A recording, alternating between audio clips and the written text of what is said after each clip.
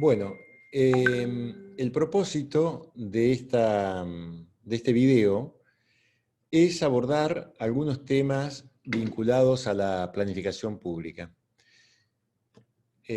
Bueno, como todos imaginarán, el campo teórico y metodológico de la planificación pública es muy grande, es muy vasto, y sin embargo la duración de los videos que estamos preparando para este curso es breve. Así que vamos a hacer dos cosas.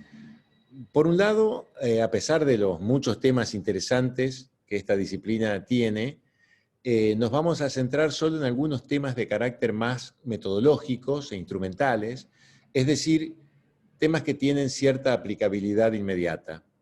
Y por otro lado, vamos a tomar estos videos como una introducción o una guía para el abordaje de los textos bibliográficos que les estamos suministrando. Antes de empezar, una aclaración previa sobre el tema de la planificación. ¿Qué entendemos por planificación?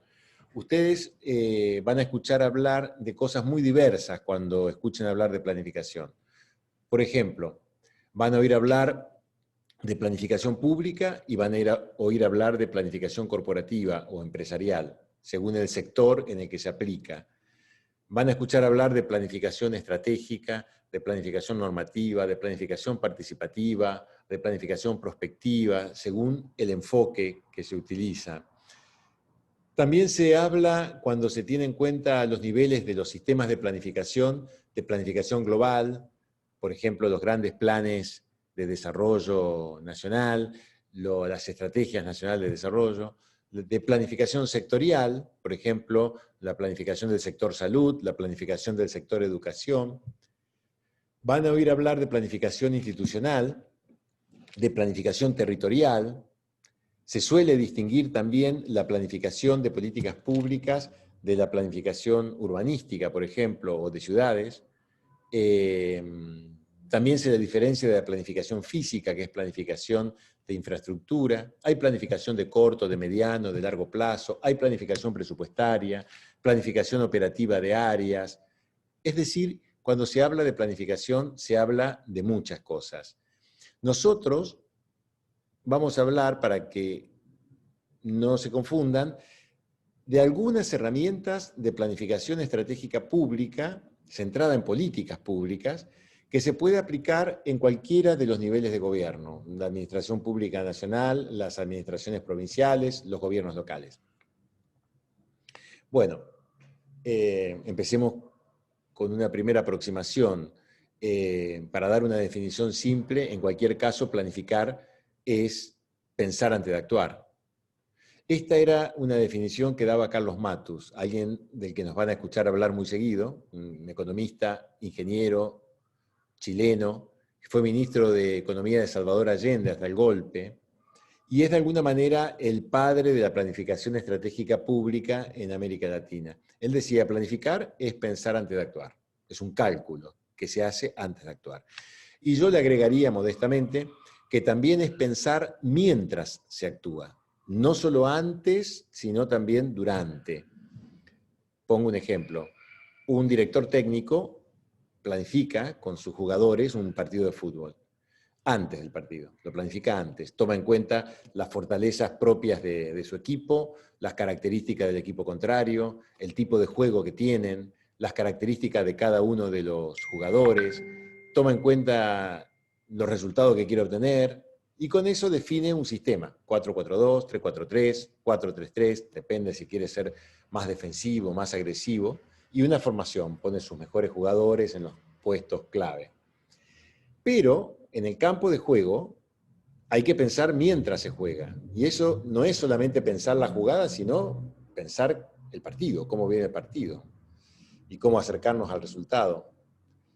Algo parecido pasa, los deportes son buenos ejemplos, algo parecido pasa, por ejemplo, con los tenistas. El tenista tiene que responder de manera inmediata cada bola. Uno pensaría que casi no tiene tiempo de pensar mientras está jugando. No obstante, está pensando cómo dosifica su fuerza, cuáles son las debilidades del otro jugador, cómo debilitarlo, cómo desgastarlo, cómo acercarse a su objetivo, digamos, que es ganar.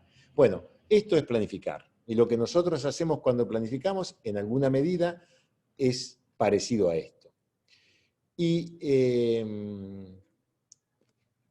en qué momentos pensamos, cómo pensamos, de qué forma, con qué métodos, un poco de eso vamos a hablar ahora, ¿no?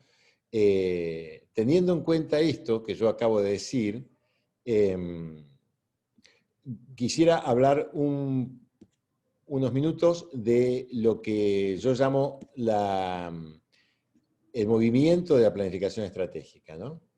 ¿Cómo es el movimiento de la planificación estratégica? Bueno, frecuentemente uno lo que hace cuando va a planificar una política pública, una intervención, una forma de actuar, por ejemplo, desde un municipio ante un problema, uno lo que hace es parte de lo que podríamos llamar la situación actual o la situación inicial, ¿sí?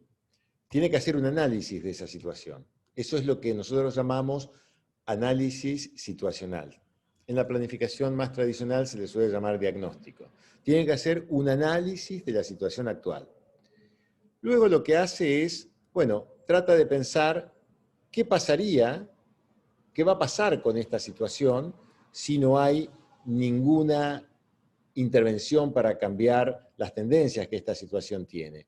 Esta situación, por ejemplo, puede agravarse o los problemas de la situación pueden persistir, por decirlo de alguna manera, ¿no? Pero uno tiene que ver cómo va a evolucionar. ¿Se va a agravar? ¿Va a tender a solucionarse? ¿Van a persistir los problemas? ¿No? Esto, un nombre complicado, pero es lo que se suele llamar prognosis, una perspectiva, una mirada de futuro. ¿Hacia dónde va esta situación? ¿Cómo vamos a estar en 4 años? Por poner un plazo, digamos, ¿no? Y ante esto, el equipo que está planificando, la gente que está planificando, que piensa llevar adelante una intervención para modificar la situación actual, la situación inicial, lo que hace es construye lo que en planificación se suele llamar una situación deseada o una imagen objetivo. Hacia dónde yo quiero ir. No, ese hacia dónde yo quiero ir es una situación diferente a la situación futura si nadie interviene, ¿no? Vamos en un sentido determinado, si nadie hace nada, con problemas que se pueden agravar, yo quiero construir otra situación diferente, de eso se tratan las políticas públicas, las intervenciones que nosotros hacemos, sobre todo desde un proyecto transformador, y la brecha que existe entre esa situación futura y la situación deseada es, mejor dicho, la manera de cerrar esa brecha es lo que denominamos estrategia. ¿Cómo voy a cerrar la brecha entre la situación futura si nadie interviene y la imagen objetivo, la situación que yo deseo construir? Eso es la estrategia. Y la línea que va, la línea recta que va desde la situación inicial a la situación deseada es lo que en planificación estratégica se suele llamar la trayectoria, ¿sí? Bueno, esa trayectoria, si uno lo piensa extendida en el tiempo, va a tener necesariamente lo que solemos llamar algunos arcos de coyuntura. O sea, la situación no siempre va a ser igual. Van a intervenir, van a aparecer distintos fenómenos no previstos, actores, conflictos, oposiciones que pueden haber a mi plan. Y por lo tanto, yo voy a ir transcurriendo a lo largo del tiempo por distintas coyunturas. Y esas coyunturas, de alguna manera, van a caracterizar mi acción, mi intervención. Lo interesante de pensar con este esquema es que las trayectorias en la vida real, que van de la situación inicial a la situación deseada, en los hechos nunca es un camino recto. Siempre más bien se trata de un camino zigzagueante, donde yo frecuentemente me tengo que alejar un poco de mis objetivos por determinadas razones, pero siempre tengo el norte de la situación deseada y por lo tanto hago desvíos tácticos para evitar conflictos, problemas, para superar obstáculos, pero sé en todo caso que yo me voy acercando a mi imagen objetivo. Por supuesto, muchas veces esos desvíos tácticos terminan llevándome para otro lado, que es lo que no debería ocurrir, lo que yo no quiero que pase, y a esas derivas que me terminan alejando de la situación que yo en determinado momento pensé, pensé llegar, pensé construir, es lo que solemos llamar desvíos estratégicos. Acá estoy poniendo algunos términos que son bastante corrientes o usuales cuando uno aborda los temas metodológicos de la planificación estratégica pública. Por lo tanto, ¿qué sucede con esto? Hay algunos momentos que son claves en términos de el pensamiento, el análisis que caracteriza a la planificación. Esto de pensar antes o durante, ¿no? Por ejemplo, cuando yo hago un análisis situacional, de alguna manera estoy pensando antes de comenzar mi intervención. Pero a lo largo de toda mi intervención, yo continúo haciendo un análisis situacional, ¿no? Para calcular cómo es mi trayectoria, cómo enfrento los conflictos, de qué manera me desvío, y si ese desvío es un desvío táctico justificado o no, o estoy corriendo el riesgo de terminar yéndome hacia otro rumbo diferente. O sea, esto es como un marco general del movimiento de la planificación estratégica que tenemos que tener en cuenta. Es decir, hay algo que se llama análisis situacional. Una aclaración con esto, otra aclaración. En la planificación tradicional o normativa, como yo les decía hace un rato, la explicación que uno hace de la realidad sobre la que va a intervenir es lo que se llama diagnóstico. Y se supone, la planificación tradicional normativa supone, que el diagnóstico es uno y único si es que es un diagnóstico riguroso, si pretende ser riguroso.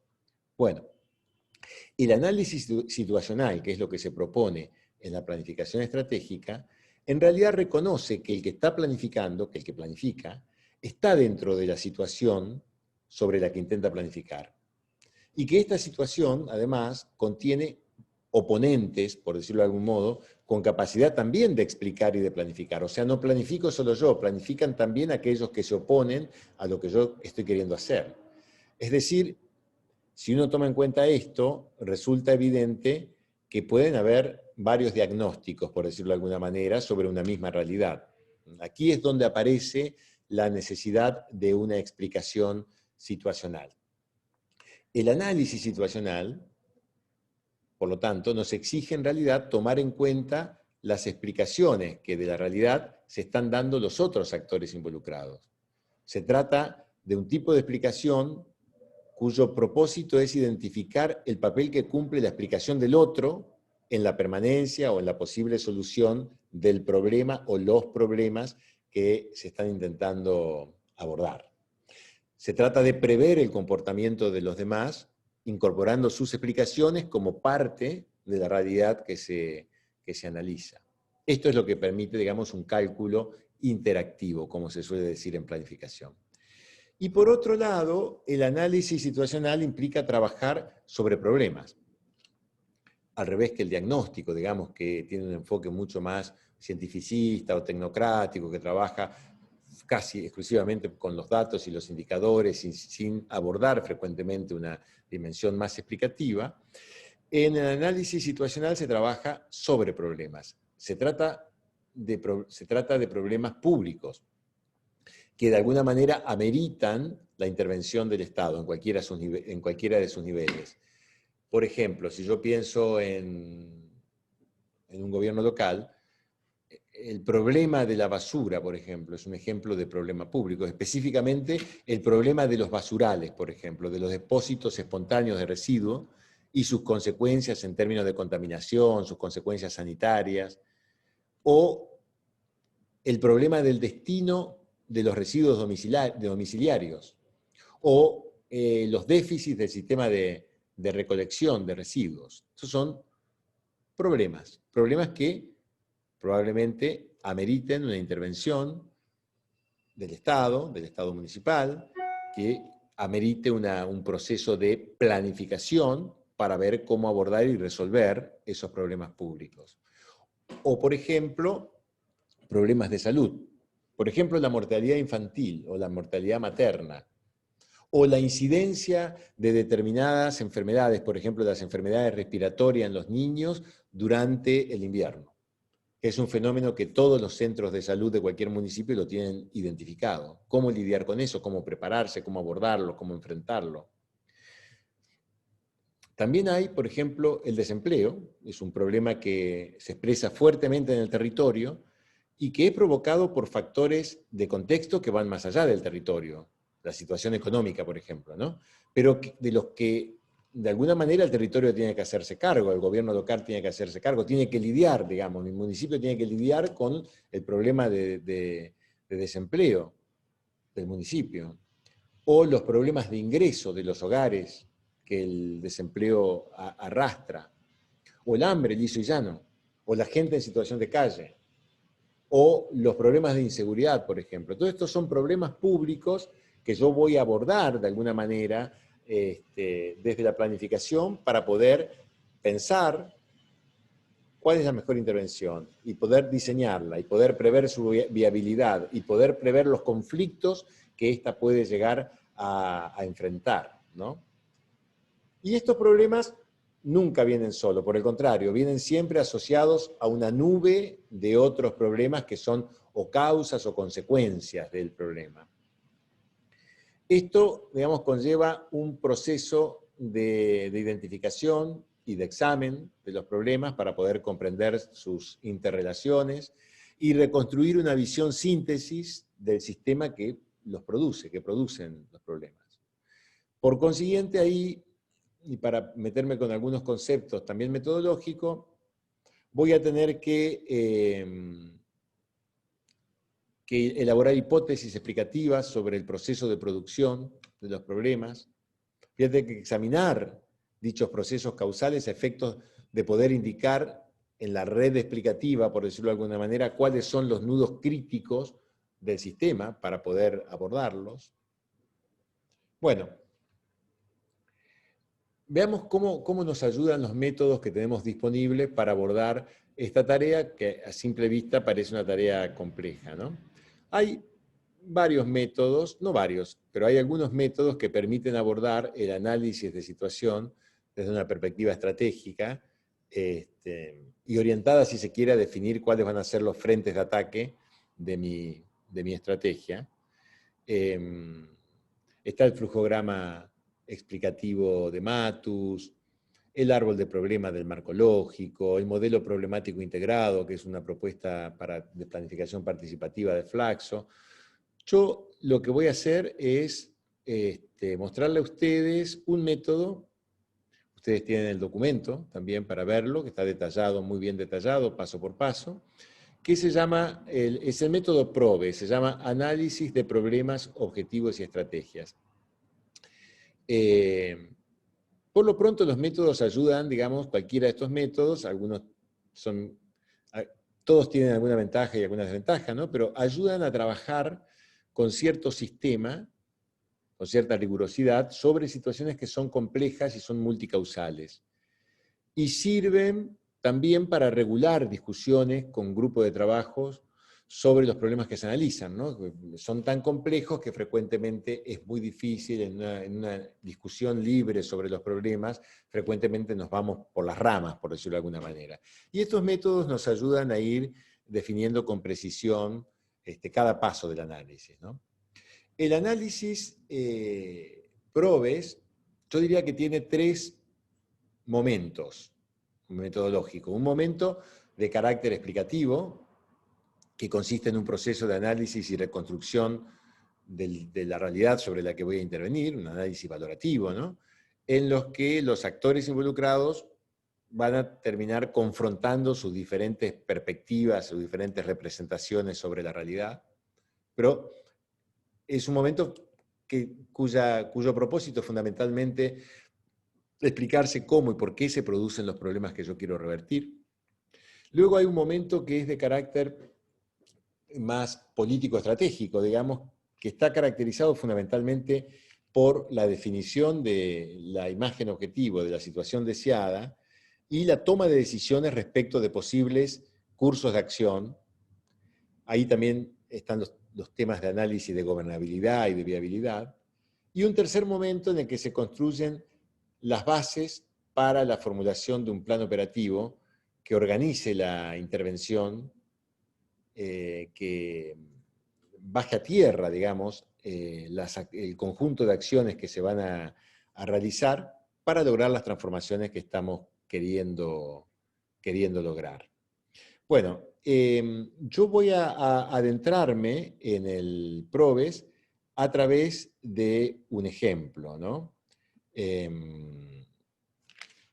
Vamos a ver esto de compartir pantalla, cómo funciona de vuelta.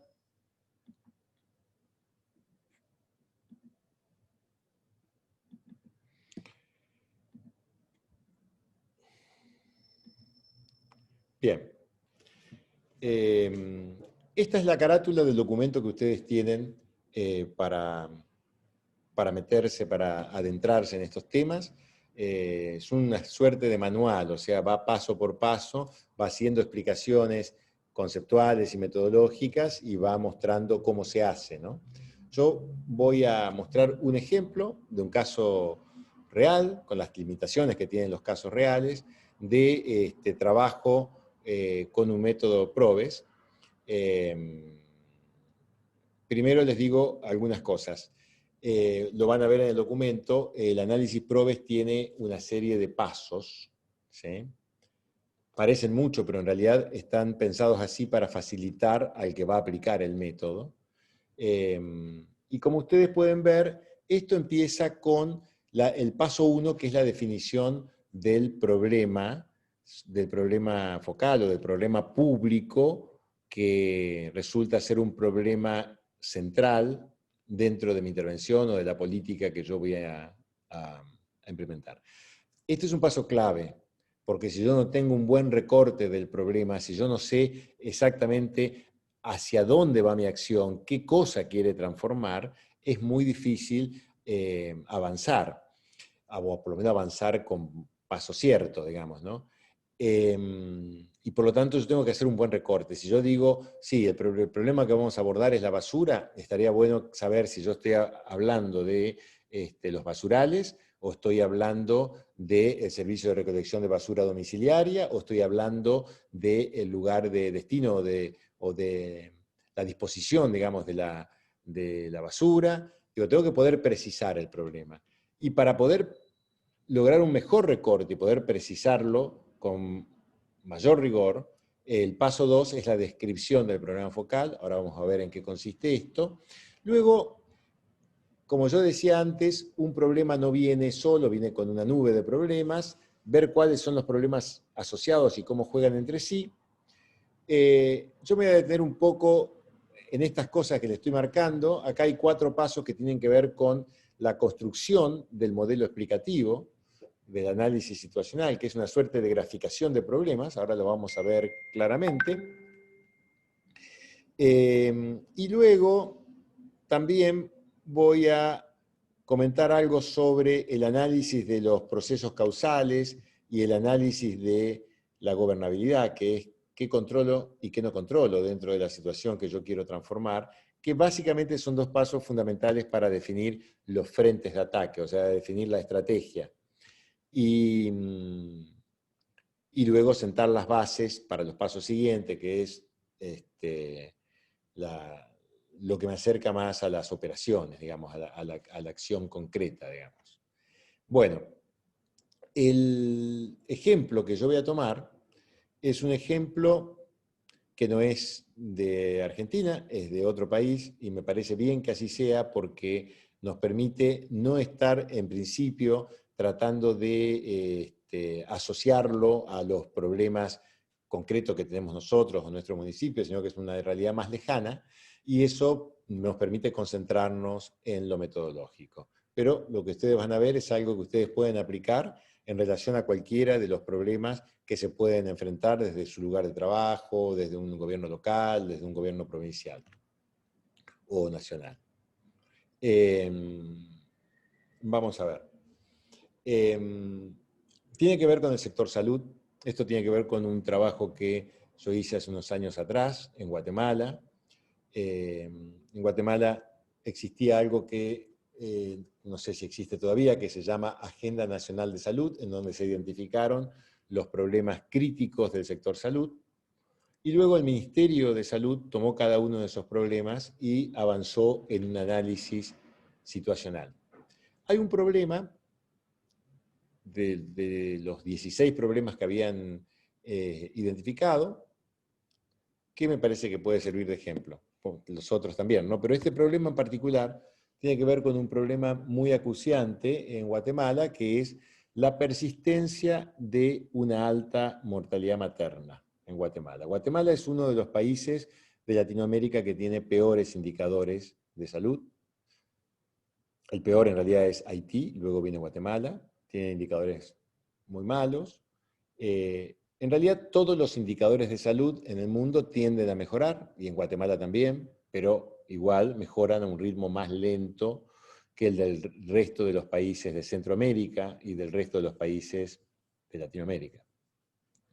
Ellos hay un indicador que ellos lo tienen medido, que es que ellos tienen una mortalidad materna de 153 sobre 100.000 nacidos vivos. Esto es, cada 100.000 nacidos vivos hay 153 madres que mueren.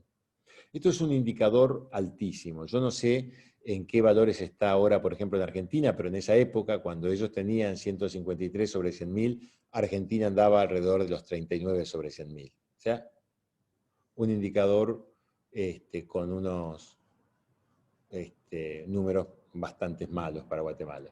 La tendencia es a decrecer, como marca la flecha que está ahí, pero digamos que la situación es bastante complicada. Bien, acá nosotros tenemos una buena identificación del problema. Lo que primero que uno puede pensar es, en este ejemplo, bueno, está claro cuál es el problema. Y hay un indicador y nos dice cuál es la situación, el valor del problema, por decirlo de alguna manera. Y hay identificada también una tendencia. Con un problema formulado así uno podría pensar que tiene claro cuál es el problema que tiene que abordar y a partir del cual va a empezar a hacer su análisis de situación para tratar de identificar la mejor manera de actuar para revertir esta situación, este problema. Sin embargo, este es el paso 1, digamos, ¿no? Seleccionar o identificar claramente el problema.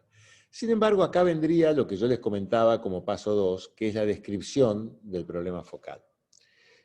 Uno podría decir que yo no conozco adecuadamente mi problema si no soy capaz de describirlo.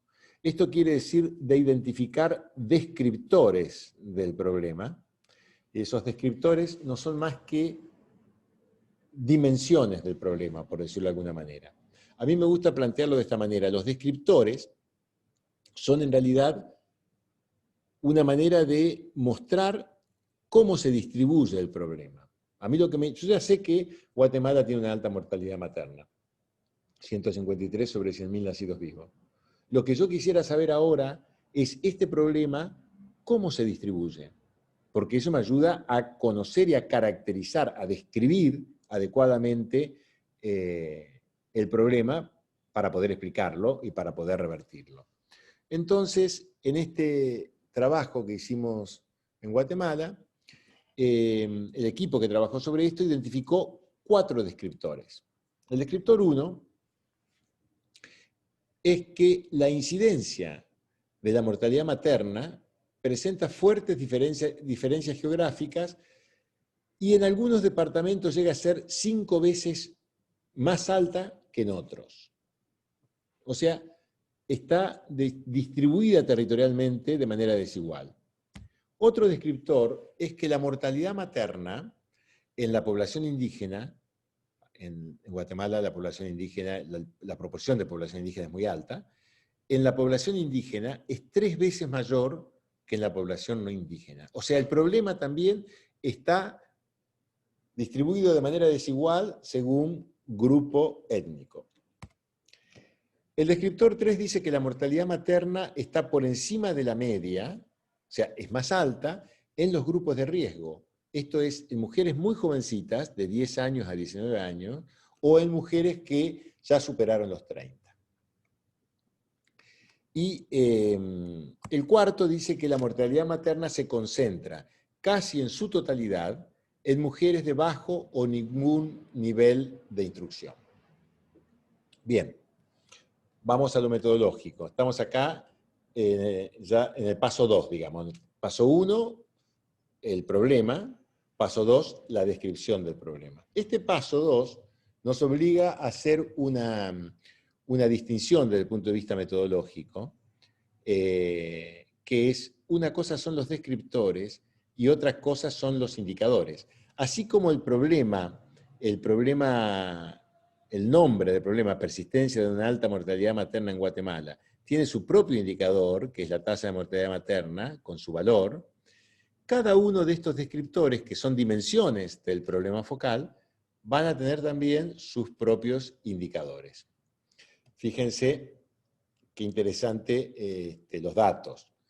En este primer descriptor que dice que la mortalidad materna está distribuida de manera desigual en el territorio, yo cliqueo acá y me voy al descriptor.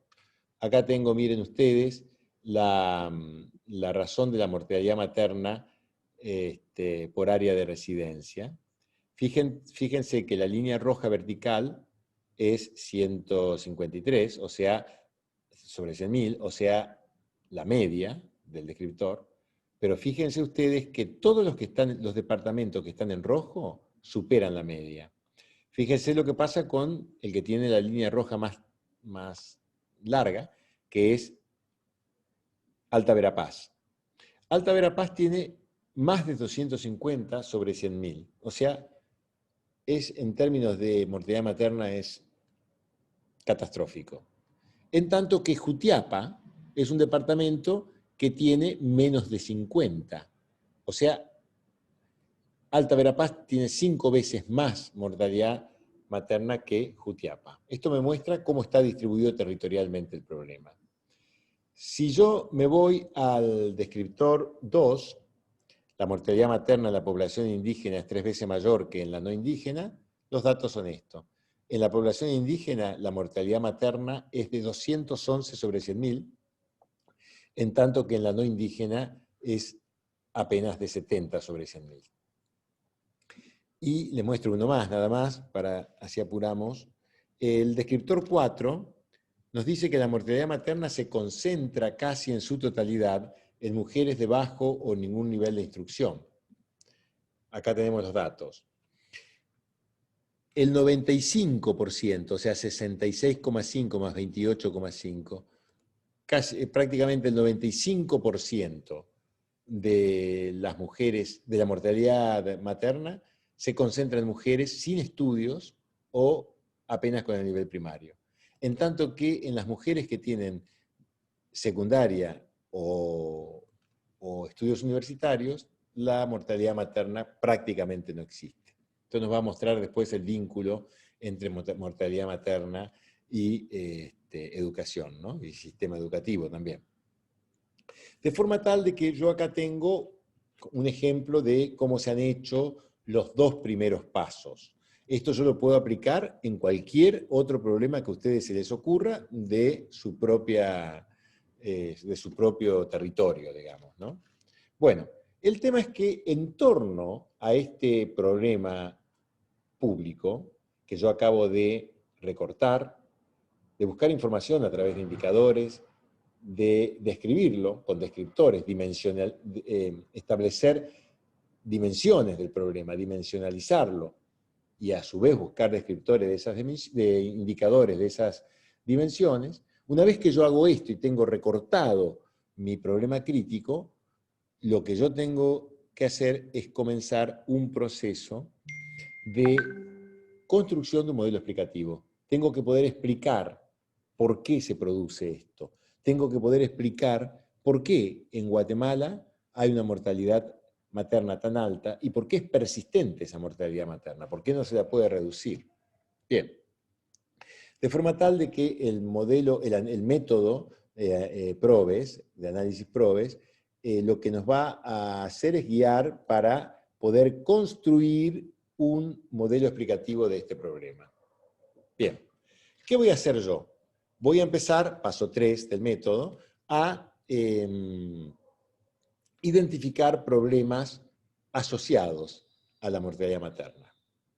Algunos de estos problemas pueden ser consecuencias, otros pueden ser causas, algunas ser causas más inmediatas, otras causas más lejanas, algunas pueden ser causas muy fuertes, reglas de juego que determinan el problema, y otros pueden ser simplemente problemas que coadyuvan a que el problema se presente, ¿no? Pero voy a poner el ejemplo cómo funcionó acá. Ellos dicen, miren, en realidad la persistencia de una alta mortalidad materna tiene que ver con la baja cobertura que hacemos del control prenatal, o sea, del control de embarazadas, la baja cobertura de los controles y la baja cobertura de atención del parto. Y acá les voy a dar algunos datos también escalofriantes.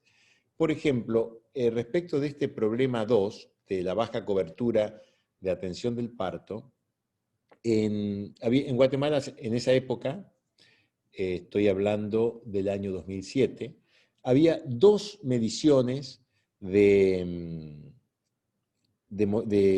parto institucional. Una medición decía que solamente el 20% de los partos eran atendidos en instituciones sanitarias, en clínicas o hospitales. Esto quiere decir que el 80% de los partos eran atendidos por comadronas. Había otra medición que no era tan dura, que decía que la proporción era 60-40. Como sea, el 60% de los partos o el 80% de los partos eran atendidas por comadronas y no ocurrían en hospitales o en instituciones de salud. Con la cobertura del control prenatal, el control de embarazadas, pasaba lo mismo. Existía una cierta cobertura de los programas de control prenatal, fundamentalmente en las zonas urbanas. Pero en las zonas del interior, en las zonas rurales, en las zonas donde se asentaba la población más pobre e indígena, prácticamente no había control prenatal. Entonces, uno puede pensar rápidamente, acá uno tiene una hipótesis explicativa, voy a aclarar el concepto, lo van a tener igual en el documento. Una hipótesis explicativa es una relación, acá está simbolizada con una flecha, que relaciona 2 o más variables, en virtud de una relación de causalidad. Es decir, yo estoy diciendo acá que la baja cobertura de atención del parto y la baja cobertura de controles de embarazadas, son 2 factores que causan la persistencia de una alta mortalidad en el país. Por decirlo de otro modo, yo acá lo que estoy diciendo en contraposición es que si la cobertura del parto institucional, digamos, fuese más alta y hubiese un mayor control de embarazadas, probablemente la mortalidad materna en el país sería más baja. De este modo yo empiezo a identificar causas, ¿no? Fíjense que acá hay otras causas de otro tipo. El problema 3 me dice que hay deficiencias en la resolución de la emergencia obstétrica. O sea, cuando en los servicios de salud, aquellas mujeres que llegan, se encuentran ante una emergencia obstétrica, la resolución que dan los médicos, el sistema de salud, suele ser deficiente. Y son muchas porque las mujeres que tienen problemas en el parto, de las que no son atendidas en instituciones de salud, terminan en alguna institución de salud ya con la hemorragia o con su problema en el parto y frecuentemente terminan muriendo allí. Y el problema 4 dice que hay referencias inoportunas de complicaciones. Es decir, cuando se ocurre una complicación en el parto, no se las derivan en el tiempo adecuado y en la forma adecuada. De esta manera se va construyendo una red causal, por decirlo de algún modo. Por detrás de la baja cobertura del control prenatal hay una alta fecundidad. Esto quiere decir que Guatemala es uno de los países de Centroamérica con mayor tasa de fecundidad. Por decirlo de otra manera, las embarazadas son muchísimas, y el servicio de salud no alcanza a cubrirla. Pero también hay un problema muy típico, muy grande, muy característico de Guatemala, el problema 5 que aparece ahí, que es que hay barreras de accesibilidad a los servicios de salud muy fuertes, tanto geográfica, o sea, Guatemala es un lugar selvático y con montañas, con muy poca infraestructura vial, y entonces sucede que las familias que viven en poblados, que están en el interior, en la selva, directamente no pueden acceder a un hospital. Hay barreras culturales, no sabría decirlo ahora cuánto, pero hay decenas de etnias, de grupos indígenas en Guatemala, que incluso hablan hasta lenguas diferentes, digamos, ¿no? Y que presentan fuertes barreras culturales al momento de acceder a los servicios de salud que frecuentemente están conducidos o atendidos por personas de etnias no indígenas, digamos, y que hablan español. Y además hay una fuerte barrera de tipo económico, digamos, en el acceso. Hay alta fecundidad porque ahí aparece un problema que es el 17, hay una baja prevalencia de uso de métodos anticonceptivos, y así se va construyendo una red causal, ¿sí? Voy poniéndola para que ustedes vean la complejidad que llega a tener el análisis. ¿Cómo se trabaja esto? Esto se trabajó, por ejemplo, con un grupo de técnicos del Ministerio de Salud, con bastante conocimiento sobre el tema, que ante el tema de la mortalidad materna fueron proponiendo, conocedores del sector, proponiendo sus análisis, los que ellos consideraban que eran factores causales, ¿no?, que intervenían. Obviamente después se busca información para corroborar estas hipótesis. De todos modos, acá a mí me interesa decir algo.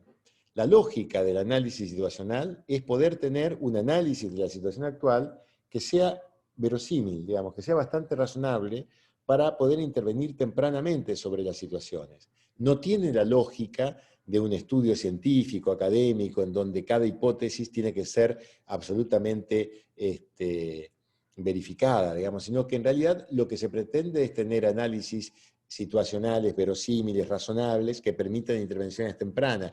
Y es la propia intervención la que va poniendo, en todo caso, a prueba, va probando, ¿no?, va mostrando, ¿no?, la solidez de la explicación que el grupo que interviene va realizando, digamos, ¿no?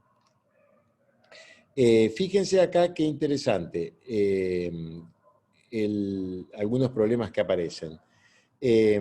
Fíjense que además, por detrás de este problema de accesibilidad geográfica, cultural y económica, hay otros problemas. Por ejemplo, la estructura vial de gran parte del territorio del país es insuficiente. Y por otro lado, hay una alta concentración de pobreza en gran parte del territorio del país. Estos son problemas que son un dato de la realidad sobre el que el Ministerio de Salud mucho no puede hacer. La oferta de servicios es insuficiente.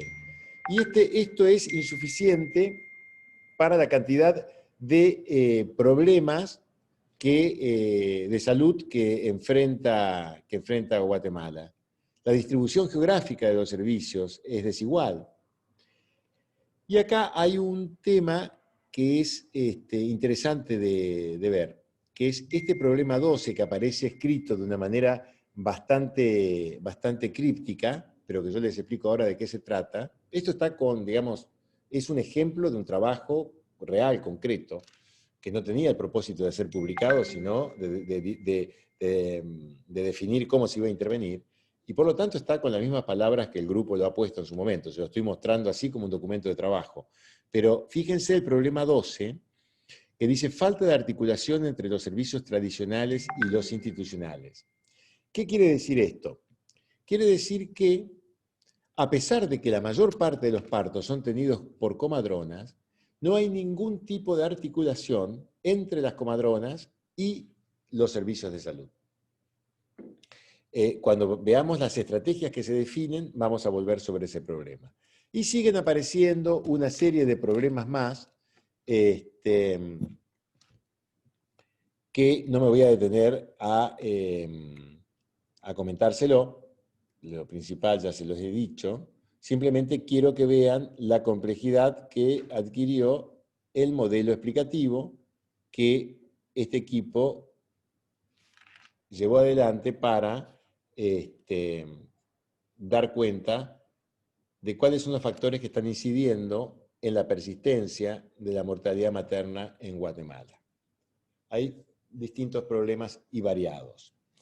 Bien, acá podríamos decir que ya hemos hecho varios pasos del PROGRESS. Vimos los problemas asociados, graficamos hipótesis explicativas, se discutieron, se desarrolló el modelo, frecuentemente uno toma un modelo y busca otras causas, ¿no? Uno dice, perfecto, si yo tengo acá que tengo problemas de deficiencia en la resolución de la emergencia obstétrica, ¿esto en qué se origina? ¿Cómo surge?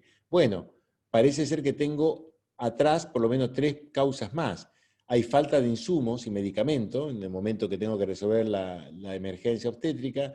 Los recursos humanos son insuficientes, son pocos, pero además el 9, hay un déficit en la calificación del personal. Entonces, todo eso hace que yo tenga deficiencias en la resolución de las emergencias, ¿no? Y así uno va desarrollando el modelo. Bien, esto es una primera parte que tiene que ver con ese primer momento que yo les decía a ustedes del PROGRESS, que es el momento explicativo, ¿no? Ahora nos vamos a ir metiendo en otro cálculo que no deja de tener una dimensión explicativa, pero ya se va aproximando más a lo estratégico, que es que yo tendría que identificar en todo este modelo explicativo cuáles son los problemas que constituyen nudos críticos, es decir, aquellos problemas en donde yo voy a pegar, voy a tomar como frente de ataque de mi estrategia, porque si los revierto, va a revertir gran parte de todos los problemas que constituyen la situación que yo quiero revertir. Para eso yo tengo que hacer por lo menos 2 pasos. Les voy a comentar solamente uno, es el más interesante desde mi punto de vista, que es tengo que hacer un análisis de gobernabilidad. Por gobernabilidad nosotros entendemos acá identificar cuáles son los factores que están en el gráfico que yo controlo plenamente y que puedo usar para revertir la situación, que revirtiendo esos problemas que están en poder mío hacerlo, puedo revertir el problema focal. ¿Cuáles son aquellos problemas que inciden en la situación, pero sobre los que yo no tengo ningún tipo de control? A eso le vamos a llamar variable condición. Condicionan la situación, pero yo no tengo posibilidad de incidir sobre ellos. A los primeros, aquellos sobre los que yo sí puedo intervenir, sí puedo incidir, sí puedo cambiar, lo vamos a llamar variables instrumento, y hay otras que son de control compartido. Yo puedo incidir ahí, pero también depende de otros actores. Entonces, en el análisis PROGRESS lo que se plantea es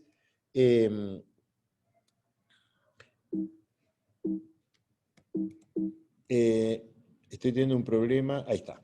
Identificar con algún color, por ejemplo rojo, aquellos que son variables condición, que yo como actor que estoy queriendo intervenir no voy a poder hacer nada, no voy a poder modificar. Por ejemplo, si este análisis lo hace el Ministerio de Salud, sobre la insuficiente estructura vial en gran parte del territorio del país, este problema número 15 que está acá abajo en rojo, yo no voy a poder hacer nada.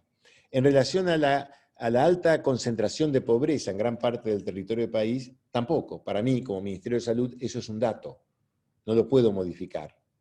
Voy a poder intervenir en otras cosas, en eso no. Es una variable condición. Incide, condiciona toda la situación, pero yo no puedo operar sobre ella. O por ejemplo, acá arriba dice bajo nivel de instrucción en gran parte de la población. Lo mismo. Por supuesto, cada uno de estos problemas deberían tener un indicador o información de respaldo, ¿no? Bien, pero después hay otros que acá están graficados en verde, que son variables instrumento. Por ejemplo, la deficiencia en la resolución de la emergencia obstétrica, o la referencia inoportuna de complicaciones, o el déficit de calificación del personal, son cosas que el Ministerio de Salud sí puede modificar, depende exclusivamente de él modificarlo. Por lo tanto, son variables instrumentos. Si yo modifico estas cosas que son causa de la mortalidad materna, yo debería incidir en el problema focal, ¿sí? Son variables instrumentos.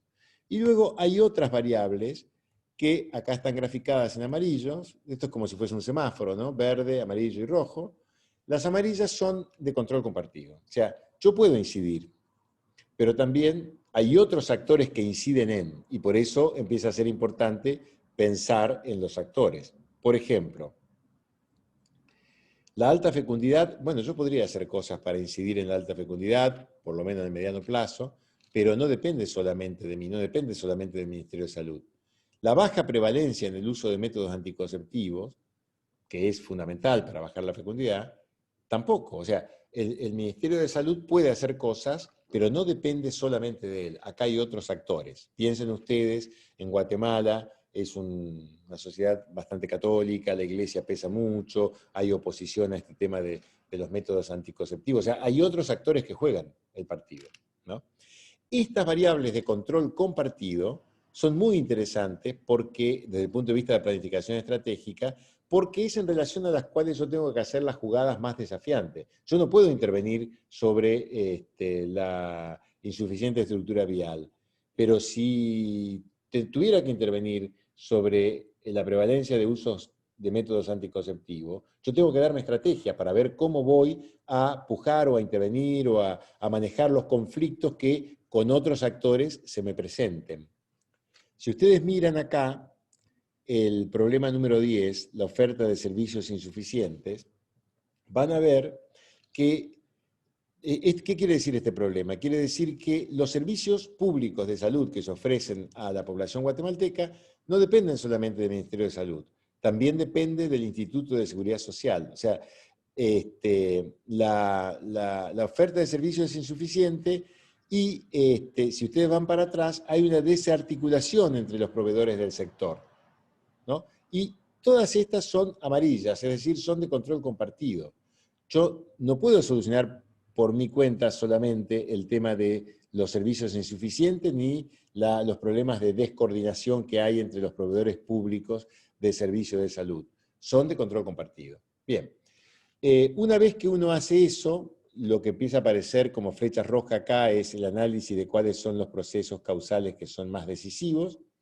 Yo lo que hago es identificar algunos frentes de ataque. Frente de ataque quiere decir, son los problemas que yo elijo, sobre los que yo elijo concentrar mi acción para poder revertir el problema focal. Por ejemplo, ¿qué dijeron ellos?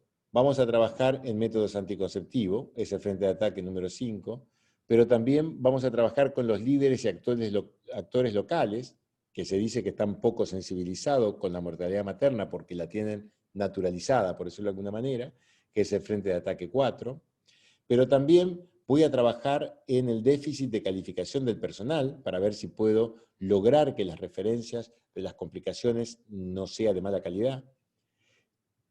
Voy a tratar de articular, frente al ataque 1, los distintos proveedores públicos de servicio para poder tener una cobertura más razonable o más racional en el territorio. Y lo que para mí fue el frente de ataque más interesante, voy a articular, voy a integrar las comadronas al sistema de salud.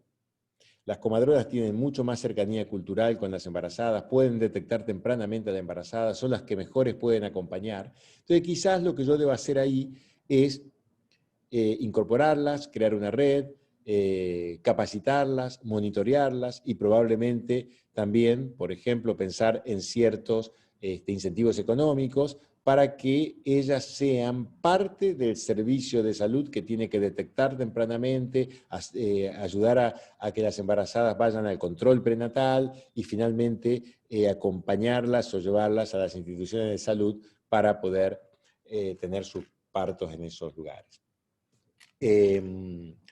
Vamos a ir concluyendo con esto. Ustedes tienen el material que van a poder profundizar. Solamente quiero ir a una cuestión un poco más operativa.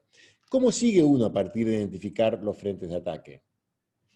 Por ejemplo, me meto... esta este es el final. Si yo ahora me quedo solamente con los frentes de ataque y dejo de lado el resto de los problemas, esto es mi modelo de frente de ataque, ¿no? Tengo 5 frentes de ataque. Es sobre aquellos problemas donde yo voy a concentrar mi acción para revertir el problema focal. Si yo, por ejemplo, me meto en uno de ellos, por ejemplo, tomo el frente de ataque número 3, déficit de calificación del personal. Tengo que hacer un proceso parecido al que hice con el problema focal, ¿no? Déficit de calificación del personal no me dice mucho, tengo que ver cuáles son los déficits. Y acá ellos pusieron, hay un déficit en la calificación del personal del primer y segundo nivel de atención para la formulación y desarrollo de estrategias de promoción de la salud materna. No se promueve la salud materna. Hay un déficit en la calificación del personal para la captación y control prenatal de las embarazadas. Hay un déficit en las aptitudes necesarias para atender el trabajo de parto, el parto y el puerperio, es decir, los médicos atienden mal el parto. Ay, perdón, se me fue.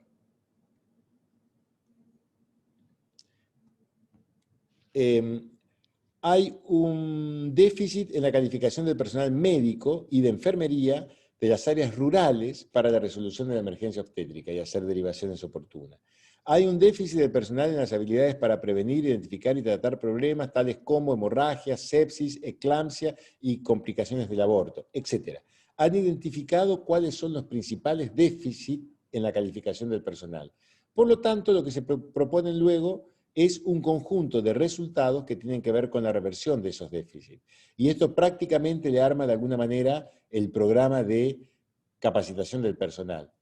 Las operaciones, que es la parte más operativa de la planificación y que lo vamos a abordar en el próximo video, tienen que ver con cuáles son las acciones que a mí me permiten pasar de este estado negativo de déficit en la calificación del personal a esta apuesta estratégica, a este estado positivo, que es el de, ellos lo denominaron, personal calificado para la promoción y atención de la salud materna. Y cada uno de estos 6 enunciados que ven acá son resultados que ellos pretenden alcanzar como producto probablemente de operaciones que en este caso van a ser diversas, pero probablemente todas van a estar girando en torno a la capacitación. Capacitación en lugar de trabajo, cursos, posgrados, distintas técnicas de mejora, digamos, de las competencias o las calificaciones o las cualidades que el personal tiene para desarrollar su tarea en el sistema de salud. Bueno, hasta acá estamos llegando con este primer video. Yo lo que quiero que ustedes, vamos a ver, acabo de dejar de compartir pantalla, estoy tratando de ubicarme de vuelta en el Zoom. Bien. Esto es un pantallazo, digamos, de lo que es el trabajo con el método PROVES. Ustedes tienen el documento. Esto parece complicado, pero sinceramente no lo es. Se puede utilizar con más o menos intensidad, más algunos pasos, menos otros pasos, para abordar casi cualquier problema que requiere una intervención desde el sector público. Vamos a ver en los próximos videos cómo continúa esto. Lo que de alguna manera a mí me gustaría plantearles, digamos, es que el análisis PROVES es, como otros métodos que son similares al análisis PROVES que permite trabajar sobre el problema, son métodos que, por un lado, permiten abordar la tarea de explicación y análisis de la situación, evitando el riesgo de entender esto como etapas secuenciales, digamos, como es propio de los diagnósticos tradicionales. Posibilita, por otro lado, la construcción de un modelo explicativo a través de aproximaciones sucesivas en un espacio multiactoral de muchos compañeros con diferentes formas de pensar y de ver y distintos conocimientos sobre la problemática. Facilita la construcción de un lenguaje común en un espacio que muchas veces es caracterizado por la diversidad y la diversidad de miradas y de enfoque. Permite formular estrategias de intervención que estén estrechamente ligados al análisis situacional, evitando un riesgo que es muy frecuente en la planificación tradicional, que es que algunos hacen los diagnósticos y otros después piensan la intervención desde una lógica completamente diferente.